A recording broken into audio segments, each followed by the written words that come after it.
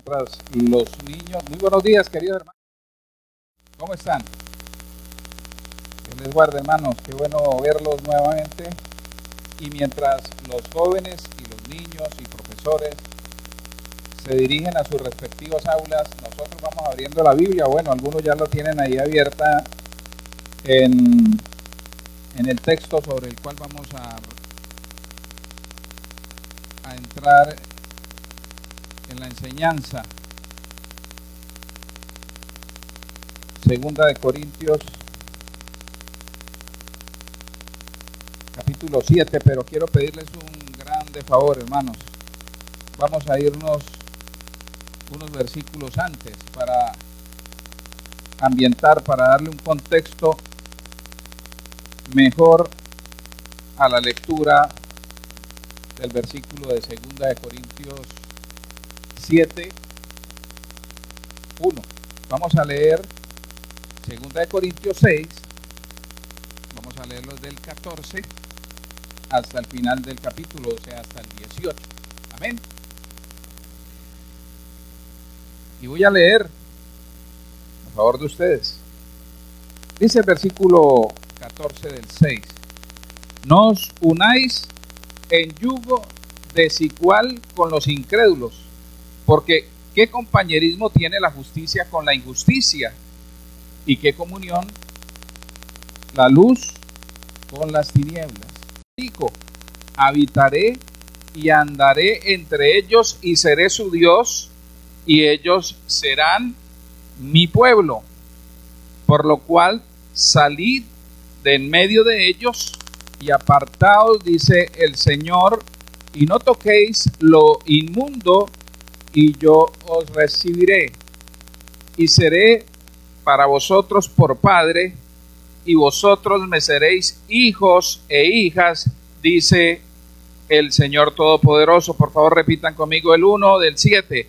Así que, amados, puesto que tenemos tales promesas, limpiémonos de toda contaminación de carne y de espíritu, perfeccionando la santidad en el temor de Dios. Bendito Dios y Padre Celestial, te damos gracias a ti, soberano Rey, porque tú tienes el control de todas las cosas, y el hecho de que hoy estemos aquí, Señor Dios del cielo, poniendo atención a tu palabra, es una expresión de esa soberanía y de ese control que tienes sobre nosotros. Padre, por eso te pedimos que nos des hoy una disposición especial para atender a esa palabra que has traído, Señor, para la iglesia. Te lo pedimos humildemente. Tienen más que ver con su propósito y no los propósitos de Dios. Es decir, ¿cuál es su propósito? A ver, ¿cuál es su anhelo? ¿Cuál es su deseo? Casa nueva, carro nuevo, un trabajo mucho más y mejor pagado. Ese es el propósito del cual se enseña y se predica hoy en las iglesias. Pero de la santidad es un tema un poco relegado, casi que metido en la gaveta de la doctrina, innecesaria, pasada de moda. Sin embargo, la escritura, la enseñanza bibliocéntrica, es reiterativa desde el inicio de la creación, cuando el Señor demanda obediencia y santidad a Adán y a Eva, hasta el final, cuando allí en Apocalipsis dice que el que sea injusto todavía, pero el que sea justo, límpiese más todavía. Y de igual manera, como creyentes, nosotros entendemos y debemos así creerlo, que la santidad es una enseñanza y es una demanda permanente en nosotros, y por lo tanto de gran importancia.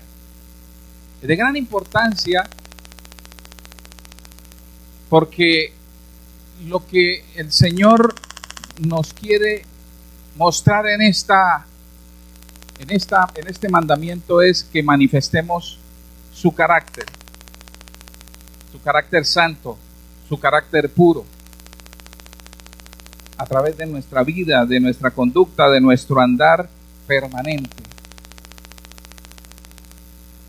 Cierto teólogo famoso de la historia de la iglesia, Agustín de Hipona, él confiesa, y allí se llama así el libro, Confesiones, que en algún tiempo él, conociendo incluso de Dios, porque su madre le instruyó en los caminos de Dios, una mujer piadosa, él le oraba a Dios desde su conocimiento y decía: Señor, dame santidad, dame pureza, dame castidad, pero no hoy, no ahora, dejémoslo para luego.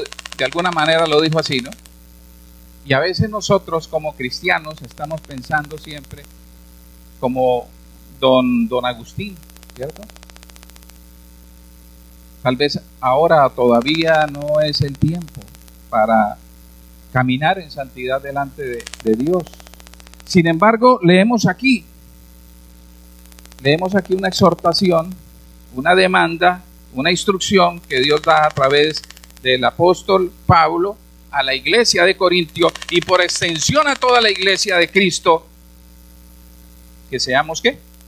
Santos. Que seamos santos. Y vemos allí, querido hermano, que hay un llamado para todos y cada uno de nosotros.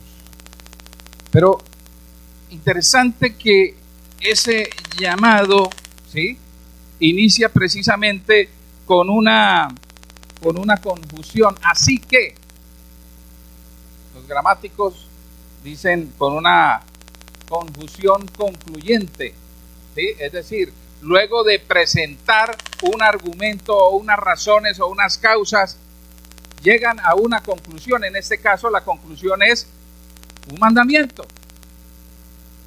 Y el argumento lo leíamos ahí en los versículos 14 al 18.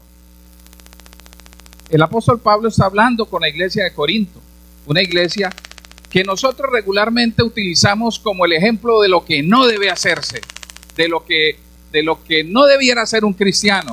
Sin embargo,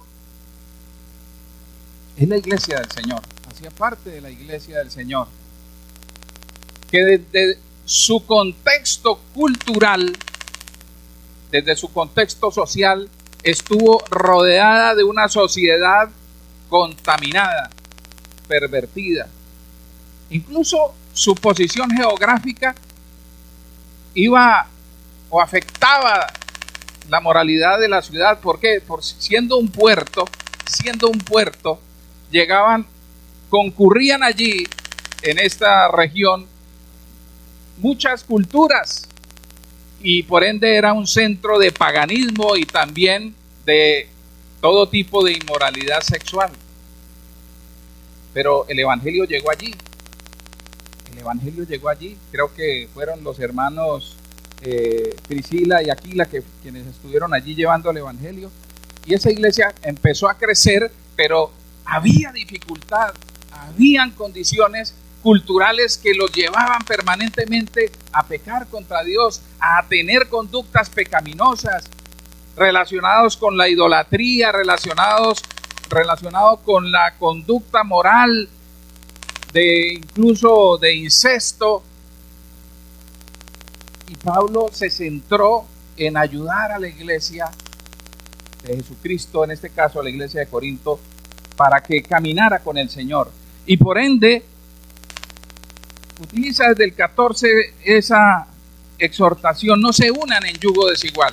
Utilizamos este texto regularmente para explicarle a los jóvenes por qué no deben tener novias o novios no creyentes. Pero aquí el contexto es mucho más amplio. Aquí le está diciendo a la iglesia que no, aquí no le está escribiendo solo a solteros, le está escribiendo a toda la iglesia: no se unan culturalmente a yugo desigual con los incrédulos. O sea, no haya una práctica de su vida similar a la de la cultura en donde ustedes viven. Y da las razones. Porque ¿qué relación tiene la justicia con la injusticia? Ustedes allá fueron justificados. ¿Por qué vivían en injusticia? ¿Y qué comunión tiene la luz con las tinieblas? Haciendo referencia a la luz que nos ha alumbrado el corazón cuando nos ha traído el evangelio el Señor a nuestras vidas. Y qué concordancia La palabra ahí concordancia es que es sinfonía. La palabra es un término musical. Y los que son músicos o entienden algo de esto, sabe que la armonía tiene que ver con la sincronización de todos los instrumentos para que suene un sonido, una melodía bonita. Si un violín por allá está en un tono distinto, entonces puede que estén tocando la armonía o la canción más hermosa, pero va a sonar feo, va a sonar discordante. Y aquí dice, ¿qué concordancia, qué sinfonía tiene Cristo con Belial o con el diablo? ¿O qué parte el creyente con el incrédulo? ¿Y qué de acuerdo hay entre el templo de Dios y los ídolos?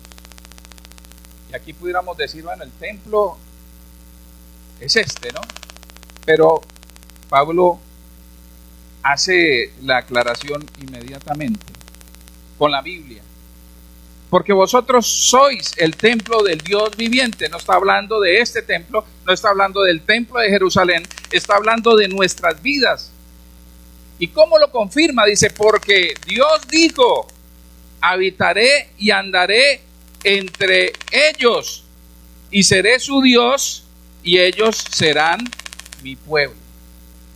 Es decir, es equivalente el hecho de que Dios camina en medio de nosotros, que Dios habita en medio de nosotros, en nosotros, y que nosotros seamos su pueblo, al hecho de que nosotros somos el templo de Dios. Y por ende, no puede haber concordancia entre Dios, su templo, y los ídolos, o el pecado. Y por eso dice aquí, entonces, así que, hermanos, concluyendo esto, pero luego dice que, amados. Y es interesante, hermanos, que el llamamiento a la santidad es para los amados. Para los amados de Dios. Evidentemente la expresión aquí de Pablo tiene que ver también con su expresión de afecto por ellos, por la iglesia. Pablo amaba a los hermanos de Corinto, pero también está expresando ese amor que Dios tiene para con cada uno de nosotros, y ese amor se refleja en el deseo de Dios que seamos santos. También se lo dijo a la iglesia de Roma. En Romanos 1:7 dice así la escritura. Pablo en su parte introductoria a la carta dice: a todos los que estáis en Roma, amados de Dios. Nuevamente utiliza la expresión, pero mira, interesante, dice: llamados ¿a qué? A ser santos. Gracia y paz a vosotros de Dios nuestro Padre y del Señor Jesucristo. ¿A quienes hace la exhortación a la santidad? A los amados. En Efesios 5:1 también allí hay una expresión para la iglesia. Dice: sed pues imitadores de Dios. ¿Qué significa ser imitador de Dios? A ser santo como Él. Como hijos amados. Entonces, cuando nosotros expresamos que somos amados de Dios, debemos recordar que también hay un llamamiento ¿a qué? A la santidad. Hay un llamamiento a la santidad porque Él es santo. Pero luego dice: puesto que tenemos tales promesas, o así que tenemos tales promesas. Y lo que vemos aquí es que, por el argumento que está utilizando el apóstol, es que hay una motivación para ese llamado. Hay una razón para ese llamado. Y son las promesas. Las promesas de Dios nos llevan a entender y a motivarnos a ser santos como Él. En 1 Juan capítulo 3 versículos del 1 al 2 dice: amados, ahora somos hijos de Dios. Perdón, versículos 2 y 3. Ahora somos hijos de Dios y aún no se ha manifestado lo que hemos de ser. O sea, está hablando del hoy. ¿Somos hijos de Dios? ¿Sí o no? Amén. Y aún no se ha manifestado lo que hemos de ser. Amén también, porque está aquí hablando de la manifestación gloriosa del Señor Jesucristo en su advenimiento y la glorificación de cada uno de ustedes, hermanos. Nos dice la Biblia que cada creyente recibirá un cuerpo glorioso. Y aquí le está diciendo, todavía no somos lo que hemos de ser, santos, perfectos, delante de Él en santidad plena. Pero sabemos que cuando Él se manifieste, seremos semejantes a Él, porque le veremos tal como Él es. Pero interesante lo que luego dice en el 3. Y todo aquel que tiene esta esperanza o esa promesa, se purifica a sí mismo, así como Él es puro. Hay una motivación, hermanos, una razón por la cual nosotros estamos llamados a ser santos. Las promesas de Dios, nos dice aquí. Y esas promesas ya las hizo referencia Pablo en los versículos anteriores. Dijo que Dios habitaría en medio de nosotros, sería nuestro Dios y nosotros seríamos su pueblo. Pero en el 18, aún mucho mejor y mayor que la promesa anterior que acabamos de leer, dice: y seré para vosotros por padre, y vosotros me seréis hijos e hijas, dice el Señor Todopoderoso. No solamente somos habitación de Dios, no solamente somos pueblo de Dios y Él es nuestro Dios, sino que además Él dice que somos hijos de Él y por lo tanto disfrutamos de su paternidad. Por lo cual estas promesas nos llevan ¿a qué? A un llamado a la santidad. Esto no es nuevo, o no era nuevo para el pueblo de Dios. Ya Él lo había prometido en el Antiguo Testamento, en el llamamiento a los levitas, había dicho que serían un pueblo santo para Dios. Ya a Israel le había dicho que sería una nación de sacerdotes y de reyes. Pero esa promesa se extiende a nosotros a través de Cristo Jesús, querido hermano. Y por ende, cada uno de nosotros también está llamado a ser santo. Ahora, vemos allí en el texto cuál es esa responsabilidad que implica este llamado. Dice allí: limpiémonos ¿de qué? De toda contaminación. Limpiémonos de toda contaminación. Y quisiera enfatizar en la expresión toda contaminación. No podemos ser selectivos en cuanto a aquello que afecta nuestra santidad, nuestro llamado, nuestra vida espiritual. Algunas veces somos como el fariseo que estaba allí y que utiliza Jesús como ilustración, hablando y orando en voz alta, diciendo: Señor, te doy gracias porque no soy como los demás hombres. ¿Cierto? Ayuno 2 veces por semana, doy ofrendas de todo lo que soy, no sé qué otras cosas más dijo. Y no soy como ese publicano que está allí. Traidor a la patria, ladrón, infame, le quita al que no tiene para darle al rico, al imperio romano, ¿cierto? Y nosotros somos a veces así, hermano, me incluyo, porque vemos aquello que para nosotros es fácil de cumplir o de hacer para el Señor, pero nos hacemos de la vista corta hacia aquellas debilidades que tenemos y que se nos dificulta cumplir en el Señor. muy seguramente el fariseo tendría muchas otras debilidades, empezando por el orgullo, que es de plano está manifiesto ahí. Era orgulloso, soberbio, porque se creía mejor que el publicano. Y nosotros tenemos muchas otras cosas de las cuales limpiarnos, no ser selectivos, sino considerar que todo aquello que no procede de Dios, de su voluntad, es un elemento de contaminación a nuestro corazón. Y otra cosa, hermanos, que debemos entender dentro de la responsabilidad de limpiarnos es que la santidad en el creyente no es una opción,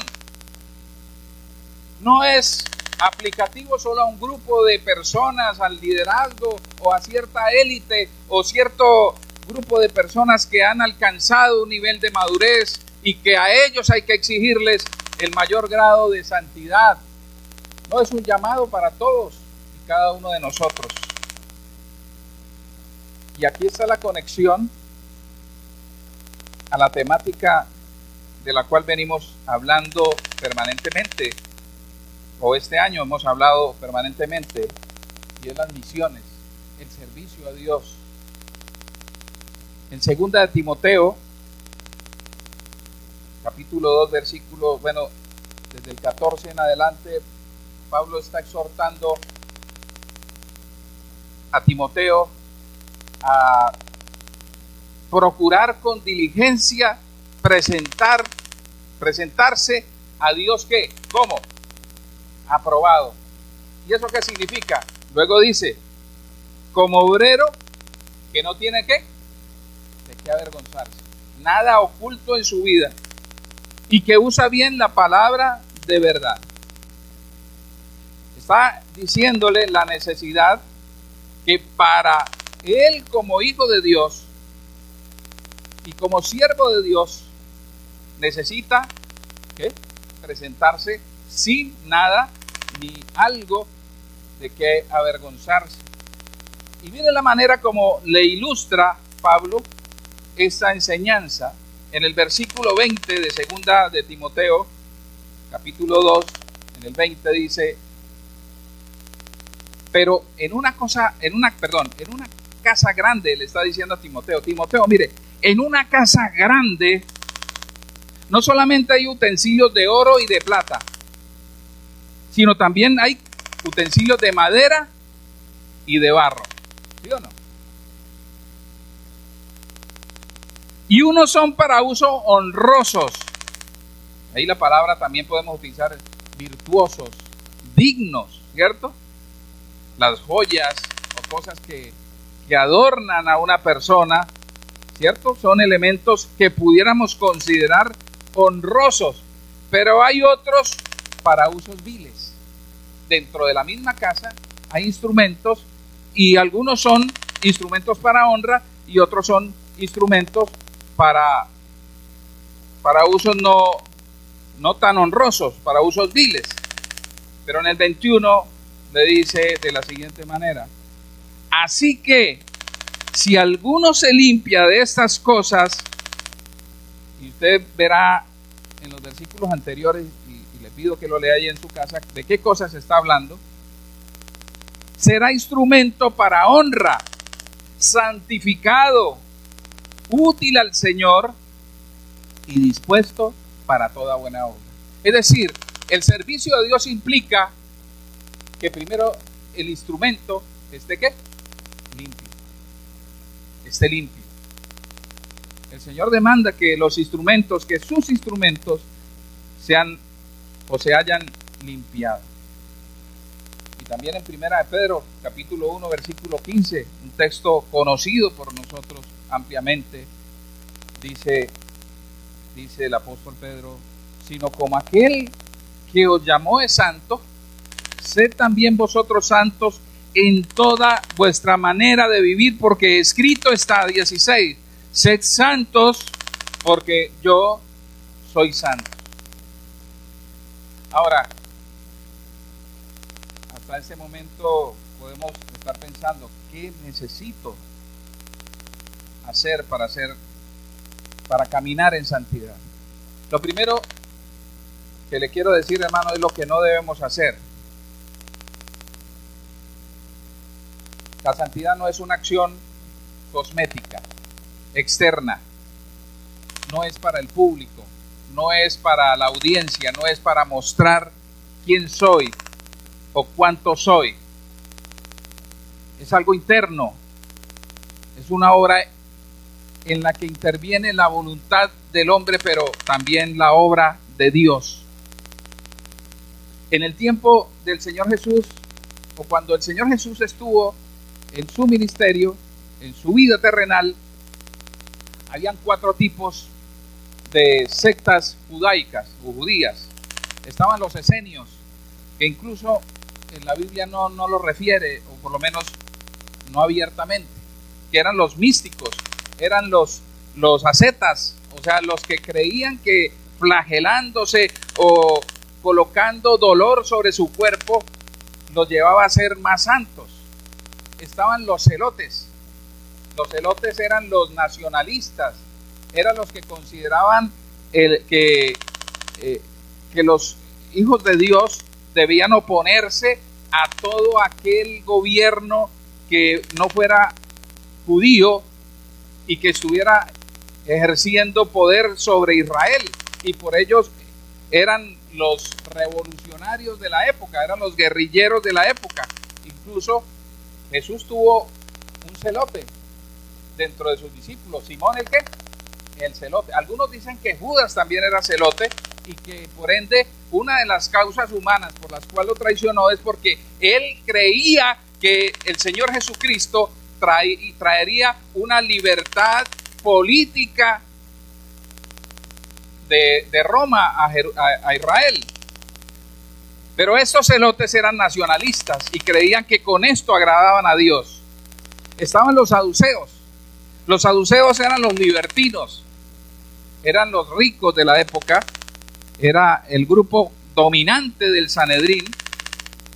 Ellos por eso no creían en la resurrección, en el juicio posterior, no creían en los ángeles, simplemente eran unos religiosos de apariencia, por así decirlo, de conocimiento.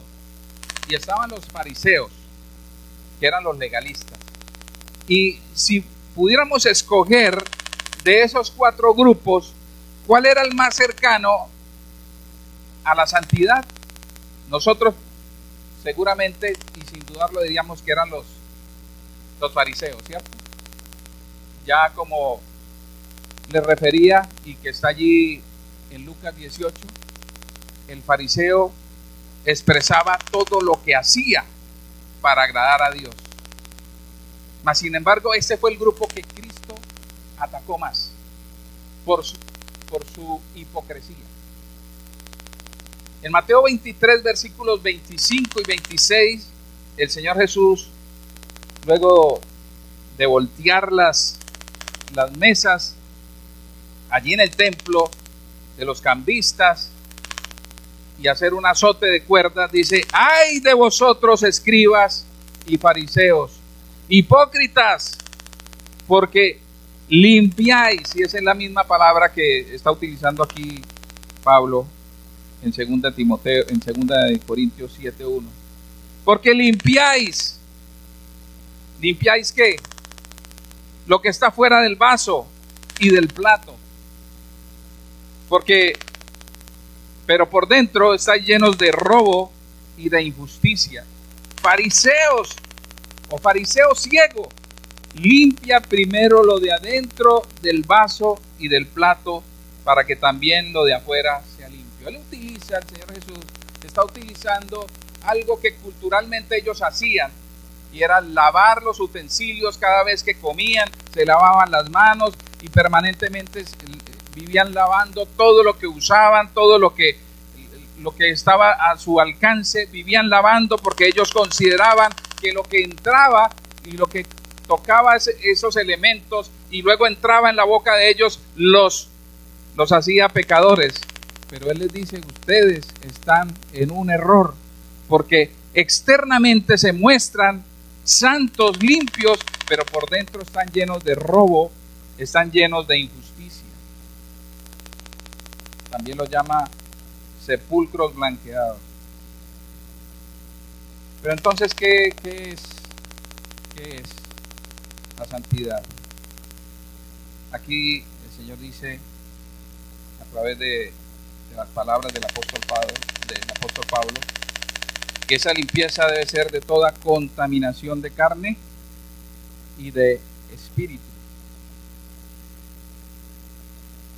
Y lo primero que nosotros debemos entender, hermanos, es que debemos tener un celo activo para apartarnos de toda inmoralidad y para limpiarnos de toda contaminación de carne. O sea, todo aquello que contamina nuestro cuerpo. Pablo a la misma iglesia en la primera carta le dice, todo pecado que cometa el hombre está por fuera del cuerpo, ¿cierto? Pero el que fornica, ¿contra quién peca? Contra sí mismo peca. Contra sí mismo peca. Es decir, además de haber una afectación con el Dios Santo, también hay una afectación deshonrando, y es la palabra que utiliza también el apóstol en la carta a los Romanos, cuando le dice que aquellos que se entregaron a todo tipo de perversión sexual deshonraron sus propios cuerpos. Y es lo que con nosotros, o para lo que nosotros debemos tener un celo activo de apartarnos de toda esta inmoralidad. La Biblia, en lo que respecta a la fornicación, hay un mandamiento, un solo mandamiento, una sola instrucción referente a ese pecado, y es huir.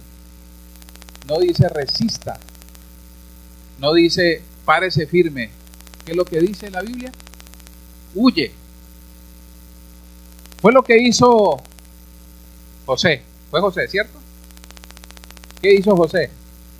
Trató de convenir con la esposa de Potifar. Venga, no, hablemos un poco, porque es que yo no quiero tampoco quedar mal con usted, ni que usted luego vaya a inventar un cuento y me vayan a mandar a la cárcel, ¿cierto? Él lo que hizo fue huir. Pero también nos dice aquí que debemos, o más bien no debemos perder el enfoque de cuidar nuestro corazón con respecto a la verdad de Dios. Aquí dice, de toda contaminación de espíritu. Ahora, ¿qué significa esto? Lo que sí es claro, hermanos, es que el Señor Jesús en su oración en Juan 17:7 nos da la clave y nos dice, o le dice a Dios el Padre en oración, orando por usted y por mí, lo siguiente: santifícalos ¿en qué? En tu verdad. Tu palabra es verdad. La única forma con la que el Hijo de Dios se santifica es a través de la obra del Espíritu Santo por medio de su bendita y santa palabra. Me pareció interesante un estudio que hizo una fundación o un ministerio, se llama el Ministerio Ligonier, y creo que lo hacen, no sé si todos los años, pero al parecer con alguna regularidad, y se llama Estudio del Estado de la Teología dentro de las iglesias. Este estudio lo hacen dentro de las iglesias, no afuera de las iglesias. Es decir, a creyentes o aparentes creyentes. Y se hace una encuesta donde se lanzan algunas preguntas para saber qué es lo que cree la iglesia. Y el estudio, por lo menos el que leí, tenía 35 preguntas, de las cuales me llamó la atención 5 de esas preguntas, pero más que las preguntas, la respuesta. La primera era: ¿Dios acepta la adoración de todas las religiones? O más bien eso era una afirmación. ¿Dios acepta la adoración de todas las religiones. Y el 45% de los creyentes encuestados estuvieron de acuerdo con eso, más un 22% que estuvieron algo de acuerdo. El 45% completamente de acuerdo, más un 22% que estuvieron más o menos de acuerdo. Es decir, estamos hablando de un 76% de personas que dicen que Cristo es mentiroso cuando Él dice: yo soy la verdad, yo soy el camino, la verdad y la vida, y nadie viene al Padre sino por mí. Otra pregunta: ¿el Espíritu Santo es una fuerza, no es un ser personal? Y el 33% estuvo completamente de acuerdo, más un 22% un poco de acuerdo. Es decir, un 55% no tiene claro que el Espíritu Santo es una persona de la Trinidad y que es Dios. Jesús fue un gran maestro, pero no es Dios. El 31% estuvo completamente de acuerdo y el 22% un poco de acuerdo. Es decir, un 53%, o sea, la mitad de los más de la mitad de los creyentes encuestados no creen que Jesús sea Dios. La Biblia, como todos los escritos sagrados, contiene relatos útiles de la antigüedad, mitos, pero no es literalmente cierto. 25% estuvieron completamente de acuerdo con eso, más un 28% un poco de acuerdo con eso. Es decir, un 53% de personas consideran que la Biblia no es la palabra de Dios. Porque ¿cómo decir que este libro es la palabra de Dios si contiene inexactitudes o no dice la verdad? Todo el mundo nace inocente a los ojos de Dios. Y esta fue, digamos, la más impresionante. El 53% de la iglesia o de los encuestados estuvieron completamente de acuerdo y el 17% un poco de acuerdo. Es decir, el 70% de los encuestados creen que se merecen ¿qué? El cielo. Es decir, no necesitan la obra de Cristo. Lo cual manifiesta que son cristianos nominales. Porque lo primero que nos convence el Espíritu Santo, y lo decía aquí el hermano hace rato en la exhortación, el Espíritu Santo nos convence de que somos pecadores, que necesitamos de un Salvador. Hermanos, la meta es ser santos, es lo que nos dice aquí. Perfeccionando la santidad en el temor de Dios. Perfeccionando la santidad. Cumplir el propósito de Dios es ser santos. Es lo que nos dice también Romanos 8, del 28 al 30. Él nos dice que todo lo que nos sucede a nosotros nos ayuda ¿a qué? A bien, conforme, y atención aquí, conforme al propósito de Dios. Esa palabra o esa expresión es clave. Conforme al propósito de Dios. Ahí solamente cuando entendemos eso encaja el por qué los cristianos sufrimos algunas veces. Conforme al propósito de Dios. Y luego dice cuál es el propósito de Dios. Que nosotros seamos hechos a la semejanza de ¿quién? De su Hijo unigénito.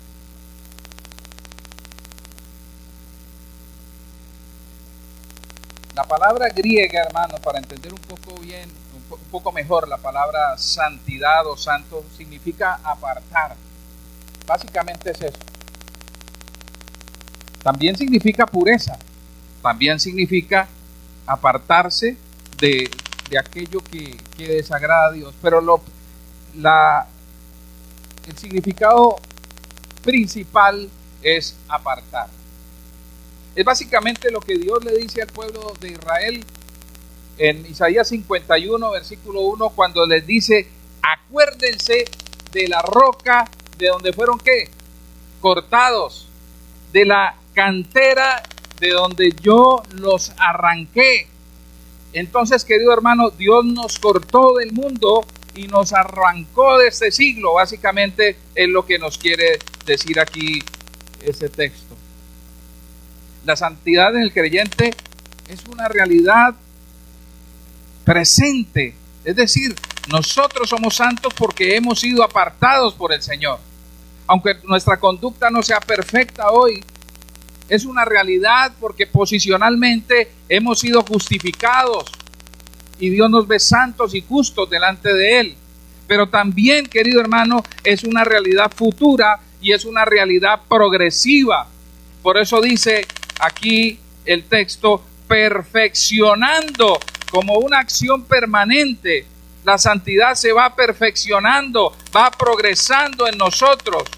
Dios obrando a través de su Espíritu Santo, pero nosotros también con la responsabilidad, como nos muestra aquí el texto, comprometidos a ese llamado, nosotros vamos siendo moldeados al carácter de Dios, al carácter de su Hijo Jesucristo.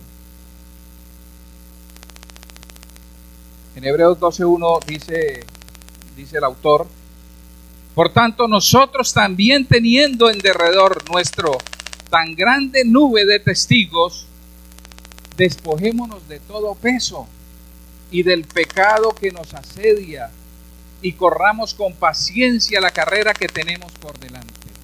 Mire, interesante, dice que una forma de que esa obra santificadora en nosotros progrese es despojarnos de todo pecado. Y la palabra ahí significa alejar, quitarse algo para ponerlo lejos de nosotros, despojarnos de todo peso, todo aquello que genera peso, lentitud, falta de progreso en esa santidad progresiva en nosotros.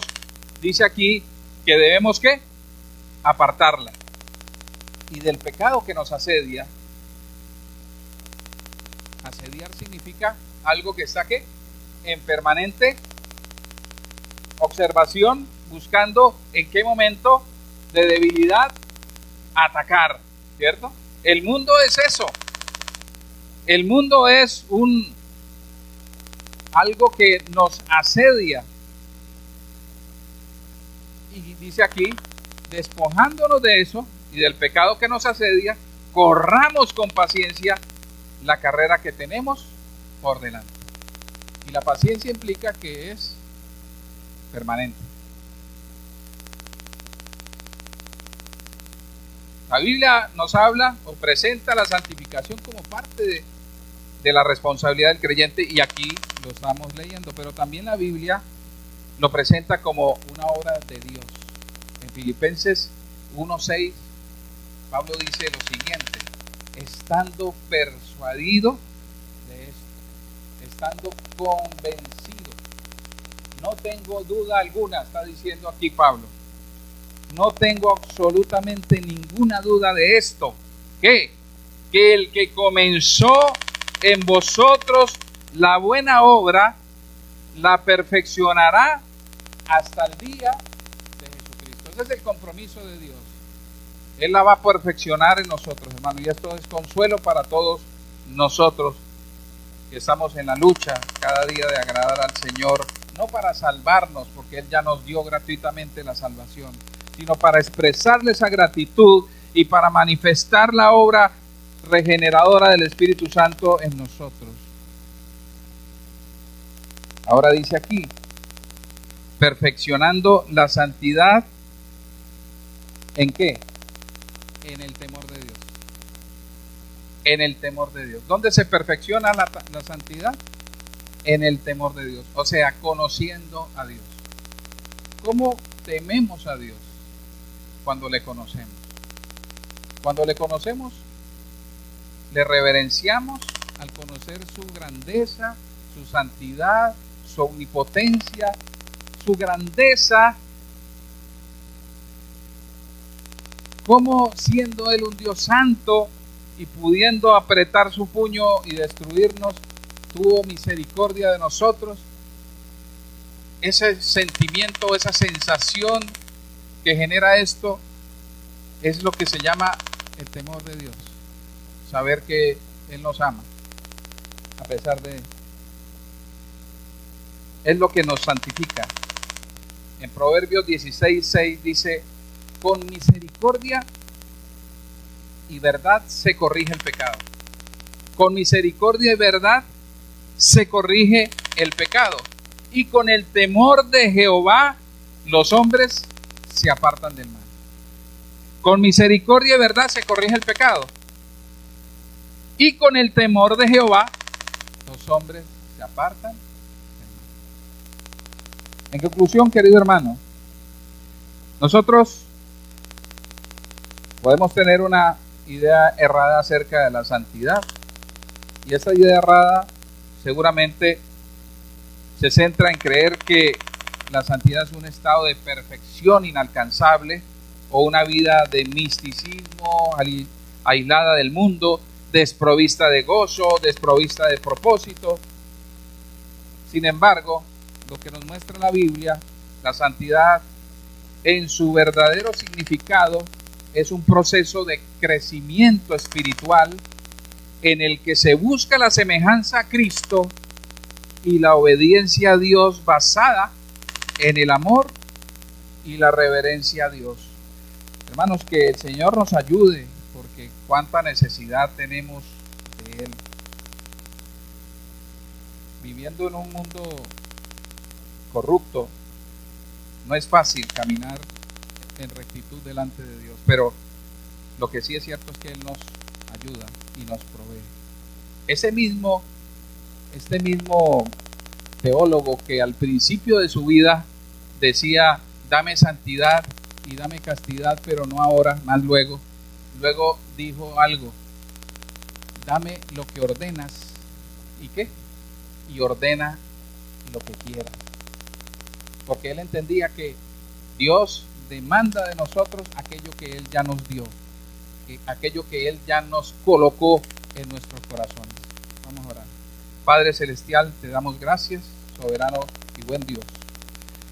Colocamos nuestras vidas hoy delante de ti, Señor, entendiendo que parte de la obra de Cristo en la cruz, una obra majestuosa, grandiosa, en la cual pagó cada una de nuestras culpas pasadas, presentes y futuras, Señor bendito, manifestando así la gracia poderosa de Dios. También, Señor, parte de esa obra es la santificación de aquellos que han sido salvados.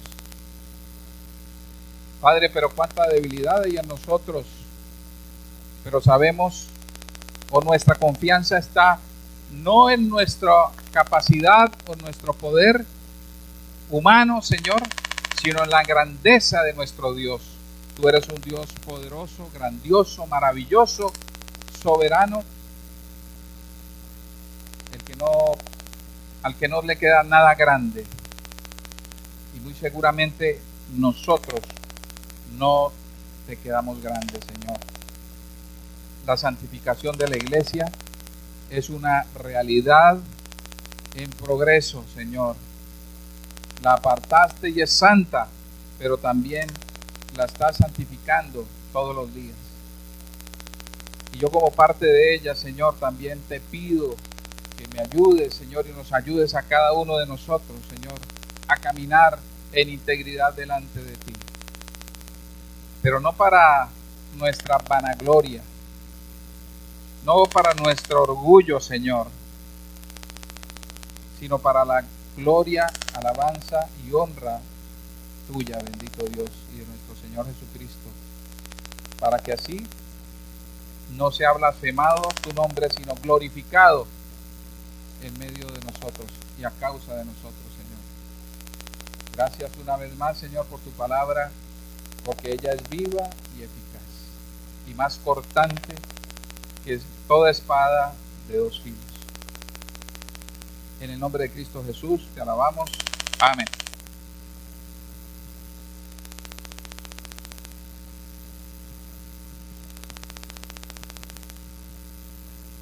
Bueno, nuevamente le damos gracias a nuestro